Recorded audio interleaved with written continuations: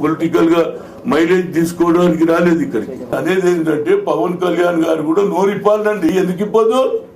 వాస్తవాలు చెప్పేదానికి భయం ఎందుకు రా బాబు నీకు? రా వాస్తవాలు చెప్పు. ముద్రగడ తప్పు చేస్తుంటే తప్పు అని చెప్పు, కరెక్ట్ చేస్తుంటే కరెక్ట్ అని చెప్పు. అంతేగాని నేను న్యాయం గురించి కొట్లాడుతా, నేను అవినీతి నిర్మూలిస్తా, ఎక్కడ అన్యాయం జరిగితే అది ఏం పార్టీ వాళ్ళ పార్టీ పేరేది?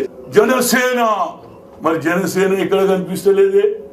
ఇప్పటికన్నా నోరిపు మిత్రమా, మా తప్పంటే మా మిత్రుని తప్పంటే తప్పని చెప్పు, కాపుల ఉద్యమం తప్పని చెప్పు, లేకుంటే ఇది తప్పు కాదని అని చెప్పు. రెండింటినీ చెప్పకుంటే ఎట్లా? ఆయన ఏదో చిరంజీవి చెప్పిండని ఆయన మీద ఎగురుతారేమరా బాబు? అన్ని గమనిస్తున్నారు.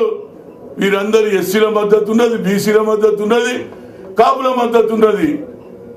తప్పనిసరిగా ముఖ్యమంత్రి గారు ఆలోచన చేయి. ఇవాళ అమరావతి ఇంటర్నేషనల్ లెవెల్లో సింగపూర్ మలేషియా చేయాలంటే సింగపూర్ మలేషియా కంటే ముందు ఈ కాపులను సరి అయిన పద్ధతిలో పెట్టి వారికి సరి అయిన న్యాయం చేస్తే నువ్వు అనుకున్న అమరావతి అయితే, లేకుంటే అమరావతి అక్కడనే నువ్వు ఇక్కడనే. ఎందుకంటే ఉద్యమాన్ని ఎవడు కంట్రోల్ చేయలేడు. 4 రోజులు కంట్రోల్ చేయొచ్చు పోలీసు వాళ్ళు, 4 రోజుల తర్వాత ఇంట్లో కూడా పోలీసులలో కూడా డిఫరెన్సెస్ వచ్చేస్తుందా? ఏంటండి మా వాళ్ళు న్యాయం అడుగుతుంటే మా పిల్లలు చదువుకోవద్దని వాళ్ళదంతా కూడా అడిగేటోళ్ళు ఉన్నారు. కనుక ఇప్పటికన్నా చంద్రబాబు నాయుడు గారు ఇంత స్ట్రిక్ట్ అవసరం లేదు. నేను ఆల్రెడీ రామకృష్ణ డిఐజీతో రిక్వెస్ట్ చేశాను.